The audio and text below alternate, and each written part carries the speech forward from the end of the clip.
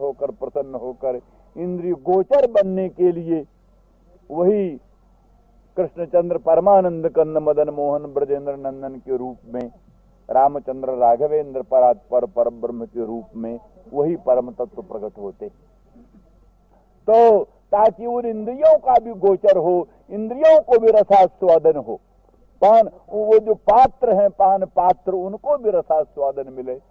अरे जब बांस की बंशी को भी रसास्वादन की चर्चा है और बांस की बंशी के छिद्रों से, बांस की बंशी के छिद्रों से निर्गत भगवदीय मुखचंद्र में रहने वाले अधरामृत का वेणुगीत पीयूष रूप में प्रादुर्भाव होता है और उसका चराचर प्रपंच को रसास्वाद होता है। वेणु छिद्र निर्गत भगवत मुखचंद्र निष्ठ जो अधरामृत, वो अधरामृत वेणु छिद्रों में सन्निविष्ट होकर वेणुगीत पीयूष रूप में प्रकटित होकर संपूर्ण विश्व को आप्लावित करता है, संपूर्ण विश्व को आप्यायित करता है और रसार्द्र कर देता है संपूर्ण विश्व को।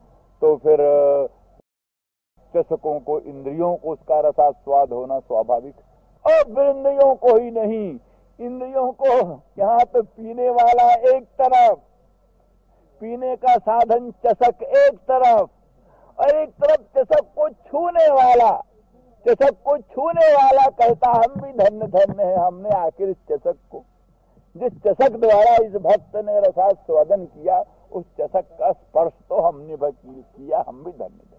तो ब्रह्मा आदि क्या है उन सब चषकों के? एतदृषिक चषकई रसकृत पिबामः। इन भक्तों का जो ऋषि के इंद्र रूपी चषक है, उन इंद्र रूपी चषकों से ब्रह्मादि देव शिरोमणियों का भी संबंध है। इसलिए वो ब्रह्मादि देवता कहते हैं एतदृषिक चषकई रसकृत पिबामः।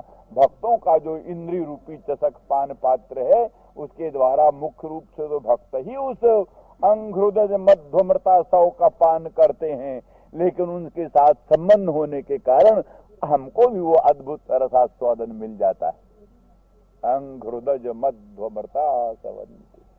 अंघ्रुदज माने वो चरण कमल, चरणारविंद, चरणारविंद का जो मधु, मधुर अमृत, और कैसा है वो अमृत नहीं, वो आसव है, मादक। मधु मधुर, मधु मधुर मादक अमृत, वो मधु मधुर मादक अमृत जो है भगवत चरणारविंद में होने वाला जो मधु मधुर मादक अमृत, उस मादक अमृत को पूर्ण रसास्वादन तो ये भक्त करते हैं, फिर चषक पान पात्र भी करते हैं, फिर उन चषक पान पात्रों से संश्लिष्ट हम लोग भी उस रसास्वाद, उस रस का आस्वादन करते हैं, हम लोग भी धन्य धन्य हो जाते हैं, ये ब्रह्मा जी कहते हैं।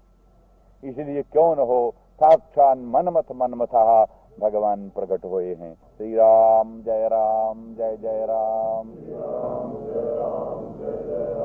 श्री राम जय राम जय जय राम। चरण कमल चिन्म करंदाय भक्त जन मानस निवासाय श्री रामचंद्राय विश्व सर्ग विसर्गादि नवलक्षण लक्षितम् श्रीकृष्णाख्यं परंधाम जगद्धाम नमामि तत्। कागीशा यस्य वदने लक्ष्मीर्यस्य च वक्षसि यस्यास्ते हृदये संवित् नृसिंहमहं भजे। नमोस्तु रामाय सलक्ष्मणाय देव्यै च तस्यै जनकात्मजायै। नमोस्तु रुद्रेन्द्रयमानिलेभ्यो नमोस्तु चन्द्रार्कमरुद्गणेभ्यः। श्रीराम जय जय राम। मयमान मुखाम्बुजः पीताम्बरधरस्त्रगुवि साक्षान् मनमथ मनमथ। भगवान श्याम सुंदर श्री कृष्णचंद्र साक्षात् मनमथ मनमथ रूप श्री गोपांगनाओं के अनुराग से वशीभूत होकर प्रकट हुए। अंतर्धान रहने में असमर्थ होकर अब तक जो अंतर्धान थे उस अंतर्धान में असमर्थ होकर, कहने का आशय ये है कि न चाहते हुए भी उनको भक्तों के प्रेम से वशीभूत होकर व्यक्त होना पड़ा, प्रकट हुए। छिपाव की भी एक सीमा होती, किसी सीमा तक छिपाव किया जा सकता है, उस सीमा का उल्लंघन होने से छिपाव रह नहीं। इसका मतलब भक्तों को अनुराग वर्धन का ही प्रयत्न करना चाहिए। अनुराग वृद्धि होगी तो बलात् भगवान को प्रकट होना पड़ेगा। भगवत प्राप्ति का मूल मंत्र अनुराग वृद्धि। अनुराग की पूर्ति होने पर तद वशीभूत होकर भगवान प्रकट होते। और दूसरी बात भी तो है, भगवान के अप्राकट्य का मूल क्या है? माया जवनिका। माया रूपी जवनिका, पर्दा, तिरस्करणी माया। और माया की बस वही सीमा है, जहां तक प्रेम प्राकट्य न हो तहां तक माया बीच में रहेगी। प्रेम प्राकट्य हुआ तो माया बीच में टिक नहीं। भगवान और भक्त के बीच में माया, भगवान और भक्त के बीच में माया रहती है। कब तक? जब तक जीव का भगवदाभिमुख्य पूर्ण नहीं हो। जीव भगवद अभिमुख हुआ पूर्ण रूप से तो माया से बीच में टिक नहीं। इसीलिए मामेव जे प्रपद्यन्ते माया में तांतरन्ति थे। भगवान ने कहा जो मुझको प्रपन्न होते हैं, मेरी शरण होते हैं, वो माया का अतितरण कर जाते। माया के उल्लंघन का, माया के अतितरण का यही मूल मंत्र है। भगवत शरणागत हो, भगवत प्रपन्न हो। भगवत प्रपत्ति से माया रूपी जवनिका का अपसारण हो जाता है। तो फिर भगवान के अप्राकट्य का जो निदान है माया, उसके अपसारण हो जाने पर भगवत प्राकट्य स्वाभाविक रूप हो जाता है। एक आख्यान बीच में पहले कभी कहा है, वासंतिक रासोत्सव के समय भी भगवान एक बार अंतर्धान हुए थे। उत्कट उत्कंठा की वृद्धि यही भगवत प्रेम का एक अद्भुत विलास है। तो उस उत्कट उत्कंठा की वृद्धि के लिए पराग चाहिए, आवरण होना चाहिए। कहते हैं भगवान के दर्शन में भी इतना स्वाद नहीं है जितना भगवान के दर्शन की प्रतीक्षा में। तटबंध है, दर्शनार्थी लोग आए हैं, भीड़ जमा हो रही है, भगवान का दर्शन होने वाला है। अब भगवान का दर्शन होगा, अब भगवान का दर्शन होगा, अब भगवान का दर्शन होगा। उत्कट उत्कंठा के साथ भगवत दर्शन की बाट जो रहे हैं, और फिर एकदम पट खुल गया। ओह, आनंद समुद्र भगवान प्रकट हो गए, आनंद सिंधु भगवान प्रकट हो गए। इस भावना से भक्त दर्शन करते। वृंदावन में बिहारी जी का मंदिर है, वहां बार बार पर्दा पड़ता, पर्दा बार बार पड़ता। लोगों को कहना कहीं भगवान को टोना न लग जाए, ज्यादा दृष्टि लगी। ज्यादा देर तक कोई भगवान को देखता रहेगा तो किसी की दृष्टि भगवान के स्वरूप में न लग जाए, इसलिए वो पर्दा बार बार पर्दा। त्राटक कोई देर तक त्राटक, भगवान के मधुर मनोहर मंगलमय मुख चंद्र में त्राटक देर तक न कर सका, इसलिए वो बार बार पर्दा। तो उत्सुकता की वृद्धि के लिए उत्सुकता की भी, स्त्रियों का भी घूंघट इसीलिए, घूंघट इसीलिए उत्सुकता की वृद्धि। घूंघट ना हो काहे को उत्सुकता, जो है सो है साहब, एक बार हो गई। इसीलिए आरल कहते जब घूंघट ऐसा पुरानी प्रथा उतार फेंको, कुछ नहीं। ठीक है, ये बात अलग है, लेकिन वो जो साहित्यिक श्रृंगार शास्त्र है, उस साहित्यिक श्रृंगार शास्त्र की दृष्टि से वो उसका घूंघट का भी कुछ महत्व है। इसीलिए तो जनक जानकी का वो घूंघट बड़ा अच्छा महत्व रखता है ना। बहुरी बदन विधु अंचल ढाकी, पीतन चित भौह कर बाकी, खंजन मंजू तिरी छे नैनन, निज पिय कहो ते नहीं सिय सैनन। तो ये सैन से कहना, तिरछे नैनों से कहना, और अंचल से मुखचंद्र को ढक कर कहना, इसमें सब में कुछ विशेष स्वाद है। इसलिए वहां लिखा है कि वो ग्राम बधूटी मंत्र मुग्ध हो गई, जैसे कोई मंत्र मुग्ध हो जाए, उस प्रकार से ग्राम बधूटियों ने वो भगवती जनक नंदिनी जानकी का वो लोकोत्तर स्वरूप देख करके अत्यंत मोहित हो गए। तो इसीलिए प्रावरण अपेक्षित होता है। तो इसीलिए भगवान उस वासंतिक रासोत्सव में भी अंतर्धान हुए थे, छिपे थे। तो गोपांगना ढूंढ रही थी, ढूंढते ढूंढते ढूंढते किसी निकुंज में गोपांगनाओं को पता लग गया कि यहाँ श्याम सुंदर है। भ्रमर मंडली उधर ही प्रवाहित हो रही थी, आपके श्री अंग का सौगंध्यामृत रसास्वादन करने के लिए।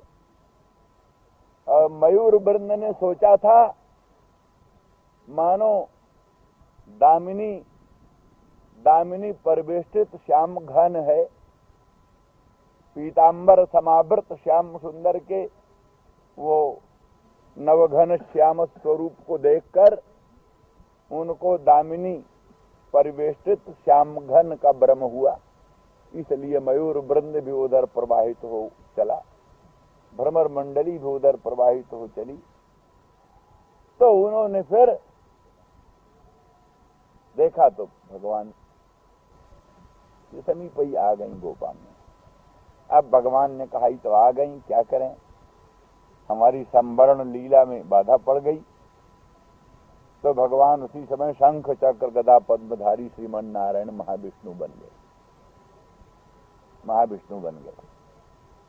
तो स्वरूप तो वही का वही, और कोई भेद था ही नहीं, बस वो रूप जो है महाविष्णु का रूप।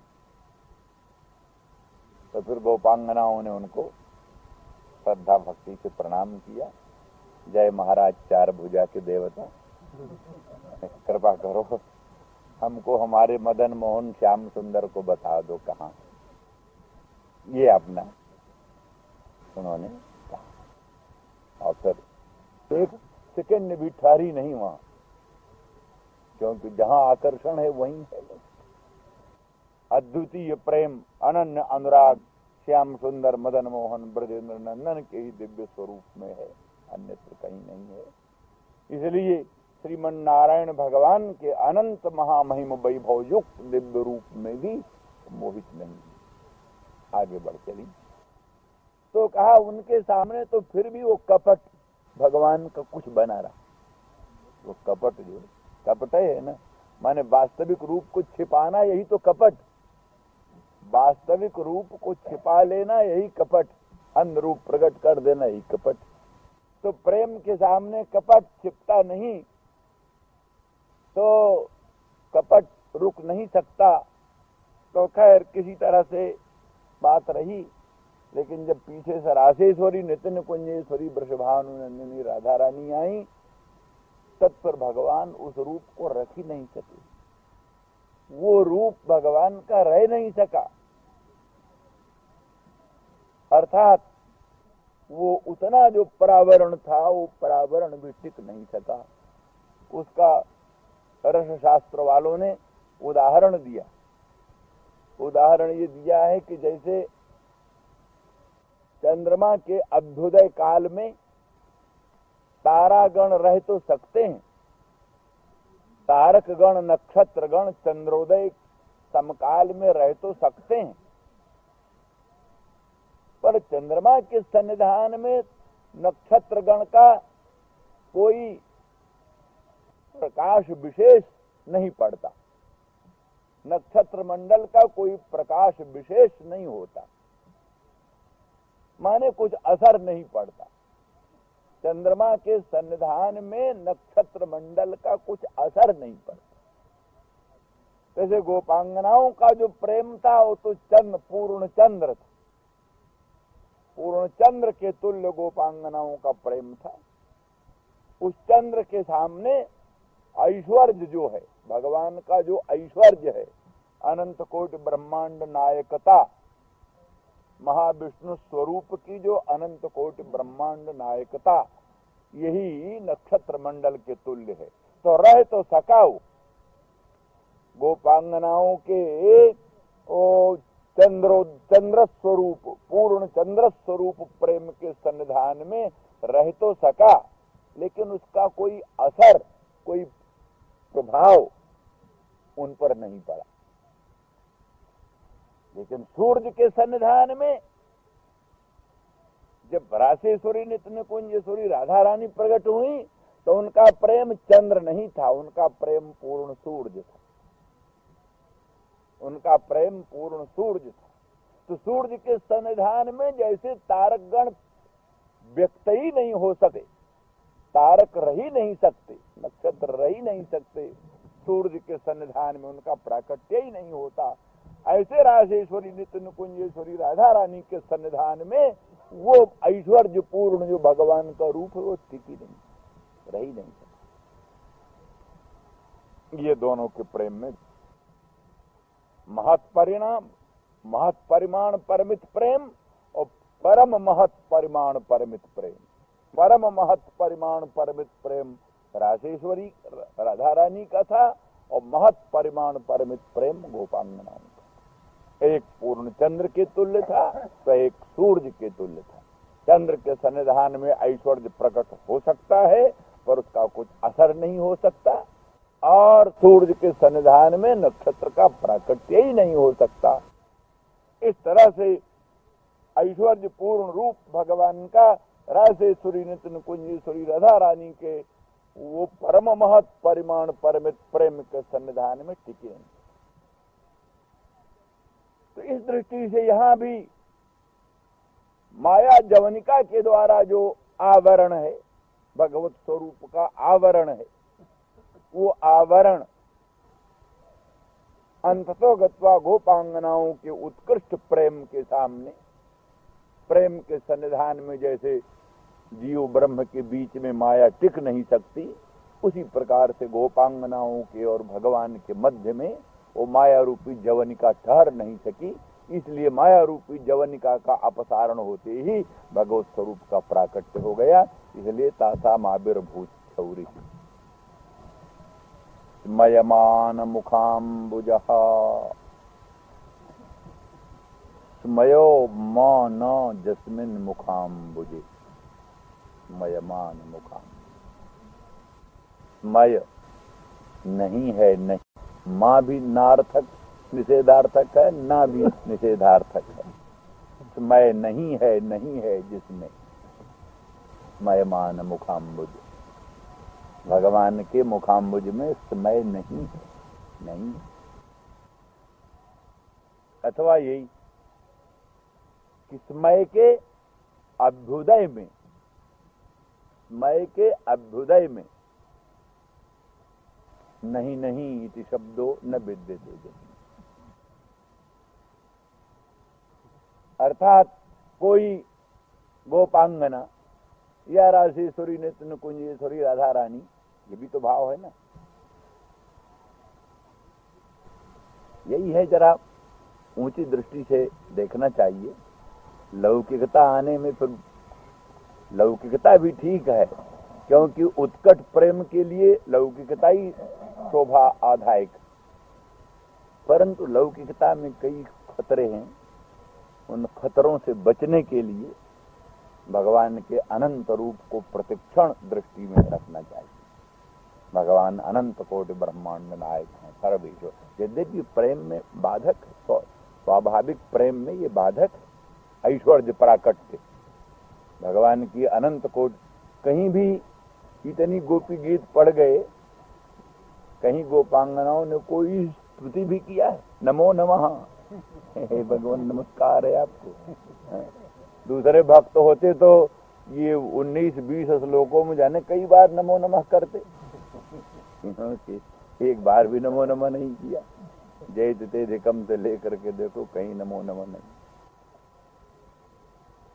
तो समय समय पर अनंत कोटि ब्रह्मांड नायकता प्रकट हो जाती है, पर ये नहीं है कि उसको फिर कार्यान्वित करने लगे। वो न कल गोपिका नंदनो भगवान चल देना, हो गया प्रकट थोड़ा, पर वहीं तत्काल प्रकट हुआ, तत्काल प्रावृत हो गया। तो वैसे भक्त भगवान को देखने के लिए उत्सुक रहता है, लालायित रहता है, और ना भगवान की तरफ से होता है, ना भगवान की तरफ से होता है। लेकिन जो भक्त की ऊंची दशा बढ़ती है तो भगवान ही भक्त से प्रार्थना करते हैं और भक्त ना करता, ना।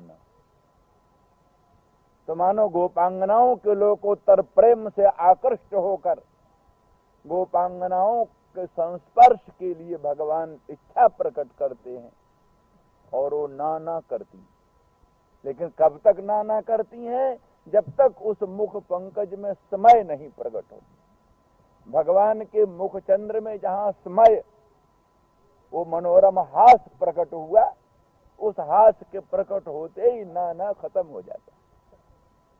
जब तक भगवान के मुख चंद्र में वो लोकोत्तर हास नहीं प्रकट होगा, तब तक ही ना रहता है। हास प्रकट होने पर ना खत्म हो जाता। अथवा स्मयमान मुखाम्बुजहा का मतलब ये है कि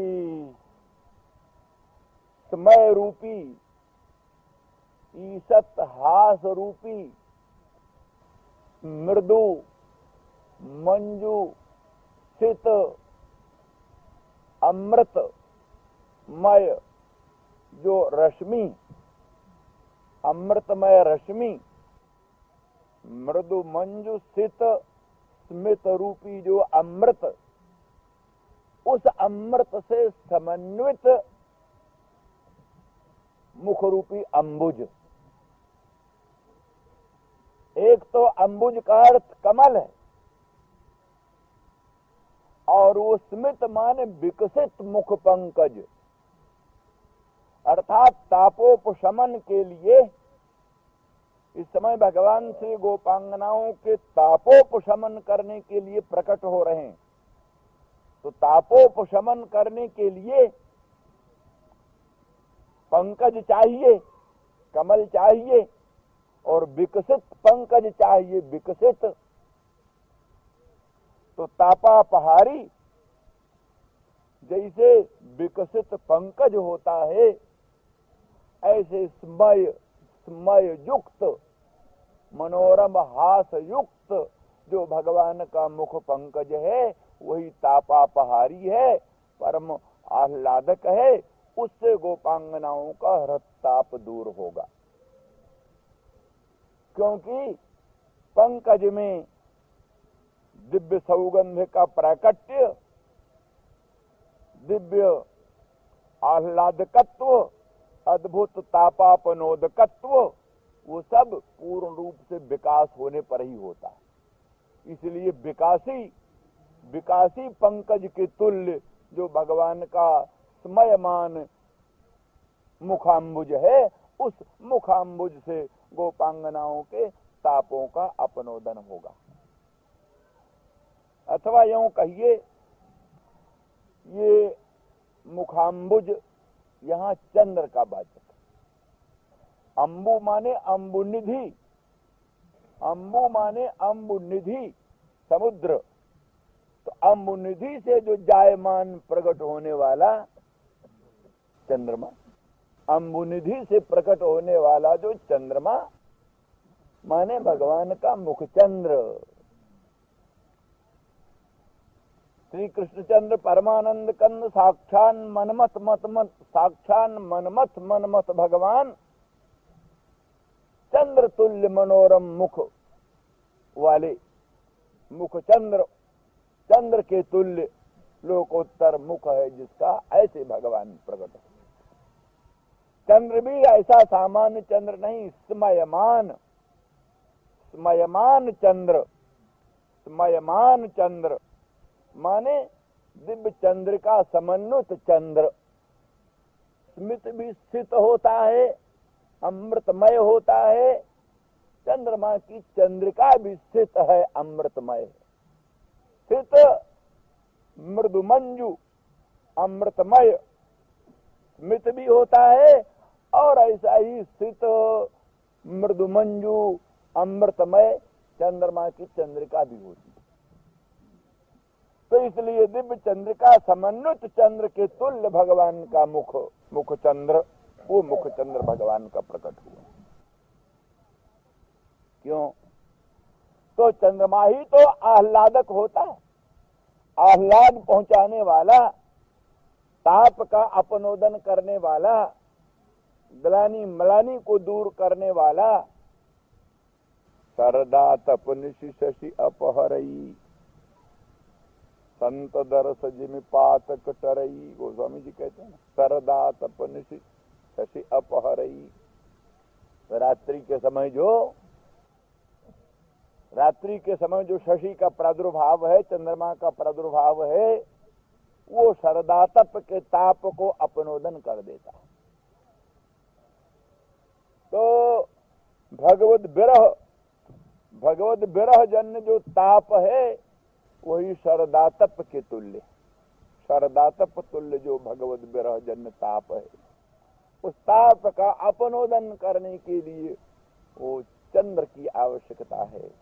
इसलिए वो अंबुज अंबुनिधि से जायमान चंद्र तुल्य भगवान का मुखचंद्र प्रकट हुआ। हाँ, एक गड़बड़ी, लौकिक चंद्र तो गोपांगनाओं का ताप अपहरण नहीं करता, किंतु ताप पैदा करता है। गोपांगनाओं के हृदय में ताप बढ़ता है। जैसे चंद्रमा को देखकर समुद्र में ज्वार आ जाता है, चंद्रमा को देखकर समुद्र में ज्वार आता है, उद्वेलित हो उठता है समुद्र। उसी प्रकार से चंद्र दर्शन और भगवद विप्रयोग, भगवद विप्रलंब और चंद्र दर्शन, इससे वो भगवत विप्रलंब जन्य जो ताप महासमुद्र है, वो ताप का महासमुद्र उद्वेलित हो उठता। इसीलिए कहते हैं ना, जारत विरहवंत नर नारी, क्या विष संयुत कर निकर पसारी, जारत विरहवंत नर नारी, को कह गरल बंधु शशि केरा। तो चंद्रमा जो है वो कहते हैं विष संयुत कर निकर पसारी, विष संयुत जो रश्मि निकर है उसको फैला करके विरहवंत नर नारियों को जलाता है। तो इसलिए भगवत विप्रलंब युक्त भगवान के वियोग से संतप्त जो गोपांगना, उन गोपांगनाओं के लिए वो चंद्रोदय दुख कारक होता है, सुख कारक नहीं होता। उत्तापक होता है चंद्रोदय उनके लिए, तापापनोदक नहीं होता। इसलिए ये प्राकृत अंबुज मुखचंद्र भगवान का नहीं है। भगवान का जो मुखचंद्र है ये प्राकृत अम्बुनिधि से जायमान चंद्र नहीं, किंतु प्रेमामृत रससार समुद्र, प्रेमामृत रससार समुद्र से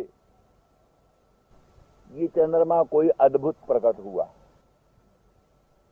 भगवान का जो मुख चंद्र है तो चंद्र, पर प्राकृत अम्बुनिधि से जायमान चंद्र नहीं है, प्रेमामृत रस समुद्र से जायमान ये चंद्र है। इसलिए प्राकृत चंद्र से कोटि गुणित अधिक इसकी तापापनोदकता है, प्राकृत चंद्र से कोटि गुणित अधिक इसकी परमाह्लादकता है। और प्राकृत चंद्र में किसी प्रकार का जो कलंक वलंक है वो उसमें कुछ नहीं। प्राकृत चंद्र जो घटता बढ़ता रहता है वो उसमें घटाव बढ़ाव कुछ नहीं होता। प्राकृत चंद्र में जैसे कलंक है, धब्बा है, वो उसमें कोई धब्बा उब्बा नहीं है। इसलिए पूर्णानुराग रससार समुद्र समुद्भूत निर्मल निष्कलंक पूर्ण चंद्र, ये भगवान का जो मुख चंद्र है वो पूर्णानुराग रससार समुद्र समुद्भूत निर्मल निष्कलंक पूर्ण चंद्र। इसलिए ये पूर्ण रूप से तापापनोदक होगा, गोपांगनाओं का भी तापापनोदक होगा, प्रतापोपशमक होगा और परमाह्लाददायक होगा। ये है स्मयमान मुखाम्बुज का अभिप्राय। पीतांबर धरहा, पीते अंबरे दशन बसने धरतीति पीतांबर धरहा।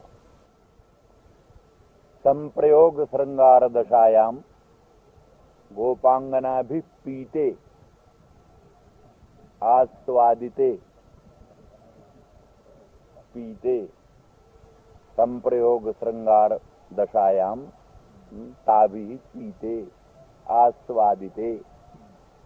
अंबरे, अंबरम बसनम, कस्य बसनम?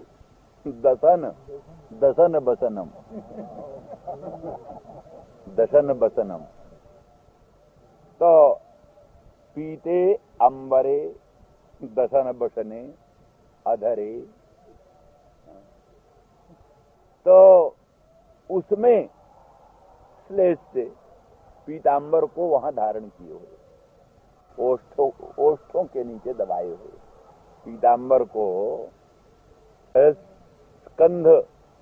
स्कंध से लेकर पादारबिंद पर्यंत लम्बमान और फिर भी हस्तारबिंद से उसको लेकर के और जो है सो दशन बसन जो है ओष्ठ, उनसे उनको दबा रखा। क्या मतलब इसका?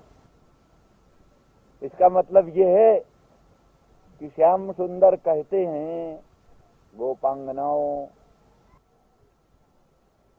आप लोगों के अंग का जो कांति है वही तो है सुवर्ण वर्ण ये पीतांबर। ये सुवर्ण वर्ण कांचन वर्ण ये पीतांबर आपकी अंग कांति ही है। तो आपकी अंग कांति ही हमारे ऊपर भी और भीतर भी, भीतर और बाहर सर्वत्र आप लोगों की अंग कांति ही व्याप्त होकर के विराजमान हो रही। अर्थात एक सिद्धांत है, वस्तुतः भगवत विप्रलंब गोपांगनाओं को नहीं प्राप्त होता। पहले एक कहीं कहा है स्रवसो कुबलयम अक्षणो रंजनम उर्सो महेंद्र मणिदाम वृंदावन तरुणी नाम मंडन मखिलम हरिर्जयति। गोपांगनाओं के अंग का भूषण क्या है? बोले गोपांगना कोई कंकर पत्थर हीरा जवाहर का भूषण नहीं पहनती। क्या भूषण उनका? बोले स्रवसो कुबलयम, कानों में जो नील कमल पहने हो, नील कमल का कुंडल पहने हैं, गोपांगनाओं ने अपने कानों में नील कमल के कुंडल पहने हैं। वो नील कमल कुंडल क्या है? कहा और कुछ नहीं है, श्री कृष्ण ही नील कमल बनकर उनके कानों के भूषण बनकर विराजमान है। श्री कृष्ण ही उनके कानों के भूषण है और कुछ नहीं। सर्वसो कुबलयम, दोनों कानों में जो कुबलय है, दिवा विकासी नील कमल, वो नील कमल का कुंडल जो कानों में धारण कर रखा है गोपांगनाओं ने, मानो श्री कृष्णचंद्र परमानंद कंद मदन मोहन को ही अपना भूषण बना रखा। और अक्षणोरंजनम, आंखों में गोपांगनाओं ने अंजन लगा रखा है। तो क्या कोयला और करखा नहीं आंखों में पोत रखा, ये नहीं, किंतु भगवान श्री कृष्णचंद्र परमानंद कंद को ही अंजन के रूप में भी अपने आंखों में धारण कर रखा है। तो नील कमल के रूप में, नील कमल कुंडल के रूप में भी भगवान कृष्ण ही गोपांगनाओं के कानों में भूषण है, और अंजन के रूप में भगवान कृष्णचंद्र परमानंद कंद ही गोपांगनाओं के आंखों के भूषण बनकर विराजमान है। और उरोजों में मृगमद के रूप में भी, मृगमद कस्तूरिका के रूप में उरोजों में भी गोपांगनाओं के श्री भगवान ही विराजमान है। और उर्सो महेंद्र मणिदाम, इंद्रनील मणि की जो माला धारण कर रखा है गोपांगनाओं ने, वो भी कोई प्राकृत इंद्रनील मणि नहीं है, किंतु श्याम सुंदर ब्रजेंद्र नंदन ही इंद्रनील मणि की माला बन करके भी उनके उर स्थल में विराजमान। और श्रीअंग का जो नील निचोल है, नीलांबर है, वो भी भगवान कृष्णचंद्र परमानंद कंद ही विराजमान है और कोई नहीं। तो असल में इसी तरह से गोपांगना भी भगवान के अंग के सब भूषण, ये जथा माम प्रपद्यन्ते तथैव भजाम्य, जो भगवान को अपने अंग अंग का भूषण बनाता है, भगवान भी उसको अपने अंग अंग का भूषण बना ले। इसलिए गोपांगनाओं को अपने अंग अंग का भूषण बना रखा है भगवान ने। इसलिए गोपांगनाओं का कांचन अंग, कांचनमय अंग है, कंचन तुल्य दिव्य गौरांग बदन है गोपांगनाओं का। तो उनका बदन ही गोपांगनाओं को ही, मानो रासेश्वरी नित्य निकुंजेश्वरी राधा रानी को ही अपने अंग का प्रावरण पीतांबर बनाकर अपने अंग में धारण कर रखा है भगवान। इसीलिए वो जो पिछला श्लोक है ना, एक तो क्या, बरहा पीडन नट बरबपु कर्णयो कर्णिकारम बिभ्रद बास कनक कपिशम वैजयंती। कनक कपिशम, कनक के तुल्य कपिश, कनक के तुल्य जो कपिश वर्ण का पीतांबर है, पीत वर्ण का पीतांबर है, उस कनक कपिश पीतांबर को भगवान ने धारण कर रखा है। ये भी ध्यान दिया, अरे ये भी है, रस है, भगवत स्वरूप रस है, और रस को ढक रखना चाहिए किसी से, रस खुला नहीं रहना चाहिए। खुला रस रसाभास हो जाता है, खुला रस रसाभास हो जाता है, रस सदा सावरण होना चाहिए। इसलिए रसस्वरूप भगवान है, वो नटवर बपू रसस्वरूप। नट से लक्षित है विप्रलंब श्रृंगार, क्योंकि नट तो वस्तु न रहने पर ही अभिनय द्वारा वस्तुओं को प्रकट करता है। चंद्रोदय नहीं है, नट अभिनय से चंद्रोदय का अभिनय करता है। शीतल मंद सुगंध पवन नहीं भी है, लेकिन नट अभिनय करता है उनका सबका। तो नट है विप्रलंब श्रृंगार का प्रतिनिधित्व करने वाला। और बर कहते दूल्हा को, बर दूल्हा, प्रत्यग्र भोक्ता दूल्हा बर से संभोग श्रृंगार, नट से विप्रलंब श्रृंगार। तो नटवत बरवच्च बपुर्जस्य, नटवत बरवच्च बपुर्जस्य, नट के तुल्य और बर के तुल्य। नट भी बड़े श्रृंगार के साथ, बड़े भूषण बसन अलंकारों को धारण करके, नाना प्रकार के अंगरागों को धारण करके, नाना प्रकार के उपकरणों से अलंकृत होकर के विप्रलंब कालिक वस्तुओं को भी अभिनय द्वारा अभिव्यंजन करता है। और वर जो प्रत्यग्र भोक्ता होता है वो संभोग श्रृंगार रस का प्रतिनिधित्व करता है।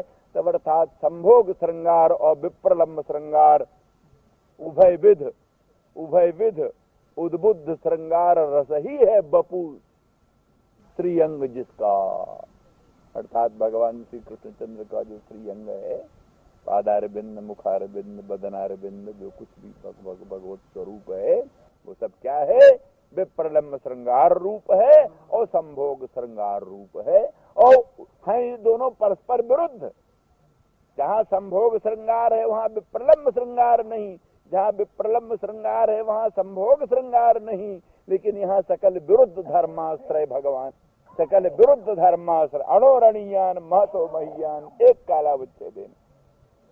अणोरणीयान भी है, महतो महियान भी है। ऐसे भगवान संभोग श्रृंगार स्वरूप भी है, विप्रलंब श्रृंगार स्वरूप भी है। और दोनों में कोई, किसी में ज्वार हो, किसी में भाटा हो, कोई उद्वेलित हो, कोई अनुद्वेलित हो, नहीं नहीं नहीं। उद्बुद्ध उभय विध, उद्वेलित उभय विध श्रृंगार रस समुद्र स्वरूप। दोनों श्रृंगार स्वरूप उद्वेलित ज्वार को ही प्राप्त हो रहे हैं। संभोग श्रृंगार भी अपने ज्वार दशा को प्राप्त है और विप्रलंब श्रृंगार भी अपनी ज्वार दशा को प्राप्त है। इस प्रकार से उद्वेलित संप्रयोगात्मक विप्रयोगात्मक उद्बुद्ध उभय विध श्रृंगार रस सार सर्वस्व भगवान का मंगलमय विग्रह है। उस रस स्वरूप विग्रह को ढक कर रखना चाहिए। इसलिए कनक कपिशम वैजयंती चमाराम, कनक कपिश जो पीताम्बर है उस पीताम्बर से उस रस को प्रावृत कर रखा, क्योंकि सावरण ही रस में आस्वाद होता है। सावरण रस के बिना रसाभास हो जाता है। इसलिए वो पीताम्बरधर पीत, और वो क्या है, एक आचार्य ने कहा है कि ये कनक कपिश पीताम्बर क्या है? माया। माया माया ही तो भगवान को ढकती है। न हम प्रकाश सर्वस्य जोग माया समावृता। जोग माया से समावृत होकर भगवान सबको प्रकाशमान नहीं होते। जोग माया ही भगवान को आवरण करने वाली। इसलिए उद्बुद्ध उभय विध श्रृंगार रससार सर्वस्व श्री कृष्णचंद्र परमानंद कंद भगवान जो साक्षात मनमथ हैं, वो उस माया रूपी पीताम्बर से प्रावृत हैं। माने रस सावरण होना चाहिए, तो माया रूपी जोग माया रूपी प्रावरण से प्रावृत। और तद्रूप ही गोपांगना है। गोपांगना है, उनका कनक वर्ण अंग है, मानो उसी का सार सर्वस्व ये पीताम्बर है। उस पीताम्बर को अपने अंग का भूषण बना करके उससे अपने अंग को प्रावृत करके रखा है। और मानो सूचित करते हैं श्याम सुंदर, ओष्ठ के भीतर भी उसको ले रखा है। इसका मतलब ये सूचित करते हैं तुम्हारी कांति, तुम्हारा अनुराग, तुम्हारा प्रेम हमारे भीतर भी भरपूर है और बाहर भी भरपूर है।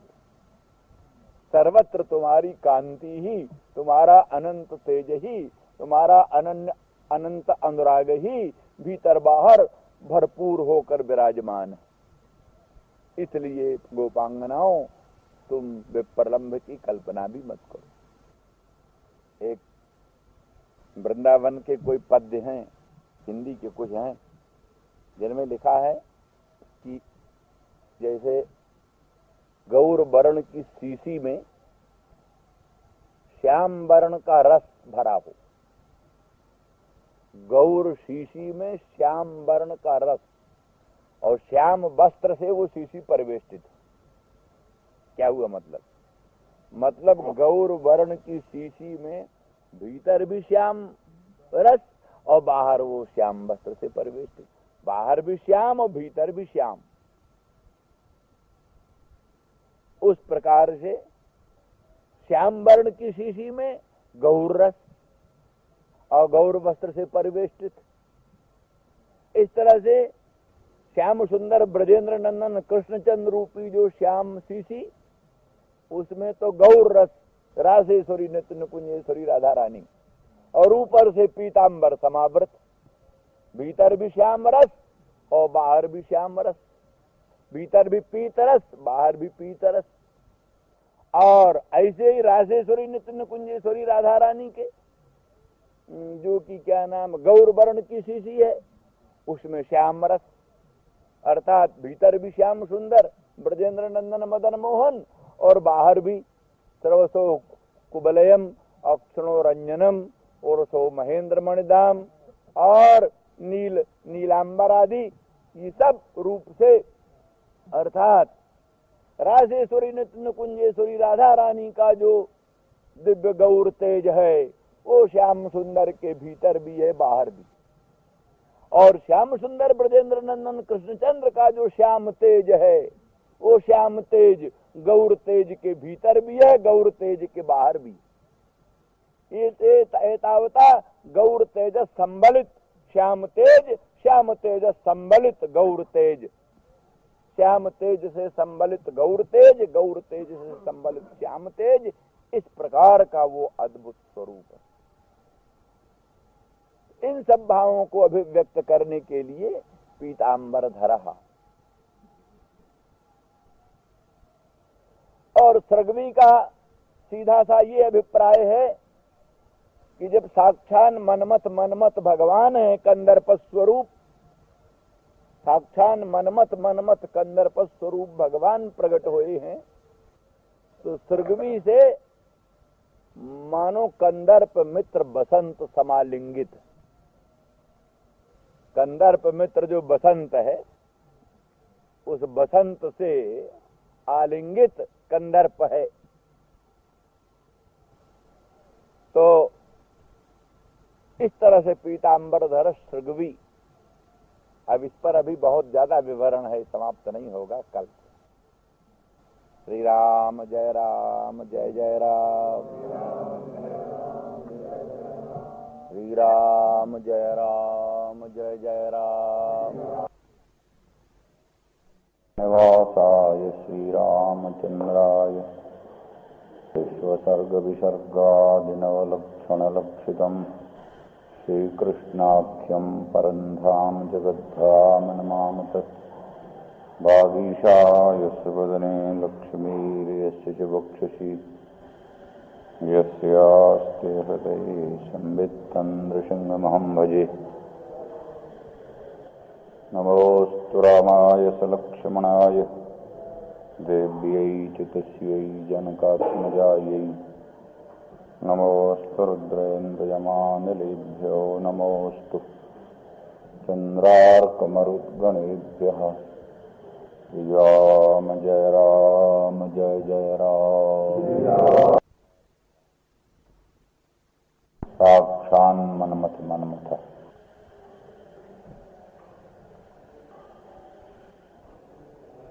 भगवान श्याम सुंदर श्री कृष्णचंद्र गोपांगनाओं के प्रेम परतंत्र होकर प्रकट हो। मयमान मुखाम्बुजः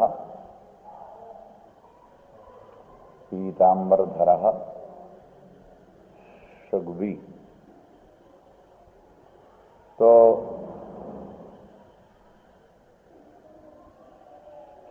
सृगवी का अभिप्राय ये है कि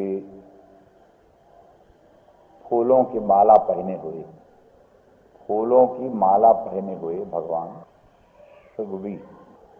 फूल क्या है? कहते हैं सुमनस नाम से फूलों का व्यवहार होता है। सुमन तो मानो भगवान गोपांगनाओं से कहते हैं कि गोपांगनाओं, हम भी तुम्हारे विरह जन्य संताप से संतप्त होकर और उसी उत्ताप की निवृत्ति के लिए इन सुमनों में तुम्हारे तनु की बुद्धि करके और इनकी माला को अपने गले में धारण किया। तापोपशमकत्व भ्रम से ये जो सुमनस हैं, फूल हैं, जैसे तुम्हारा स्वरूप है, जैसे तुम्हारा तनु है, वैसे ये सुमनस भी। तो तुम्हारे विरहजन्य तीव्र ताप की निवृत्ति के लिए तुम्हारे तनु स्वरूप इन सुमनसों की माला को हमने अपने गले में धारण किया, परंतु इनसे भी उस उत्ताप की निवृत्ति नहीं हुई। तो फिर इसलिए तुम्हारे सन्निधि में प्राप्त हुए। अब उस उत्ताप की निवृत्ति तुम लोगों के अनुग्रह पर ही निर्भर है। इस दैन्य भाव से भगवान प्रकट हुए। जैसा दैन्य गोपांगनाओं में आया, तो फिर सिद्धांत ही वही है, जे जथा माम प्रपद्यन्ते तांस तथैव भजाम्य हम। उसी प्रकार का भाव भगवान में भी प्रकट हुआ और भगवान इस प्रकार से जो है सुमनसों की माला पहन करके गोपांगनाओं के सम्मुख आए। और ये भी कि गोपांगनाओं जैसे ये गुण से ग्रथित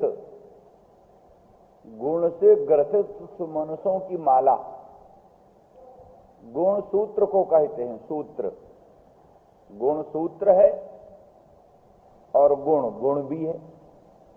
गुणों को भी गुण कहते हैं और सूत्र को भी गुण कहते हैं। तो जैसे सूत्र से ग्रथित सुमनस की माला,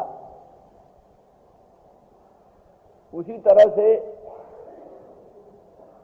हमारी मनोवृत्तियां रूप जो सूक्ष्म सुमनस है, वो तुम्हारे गुणों से ही ग्रथित है। तुम्हारे जो गुण हैं वही सूत्र हैं। तुम्हारे गुण रूपी सूत्र से ग्रथित हमारे मनोवृत्ति रूपी सुमनसों की ये माला। माने ये तो आमतौर पर बतलाया गया है कि भगवान के स्वरूप में जो कुछ भी वस्तु है सब आध्यात्मिक आधिदैविक वस्तु।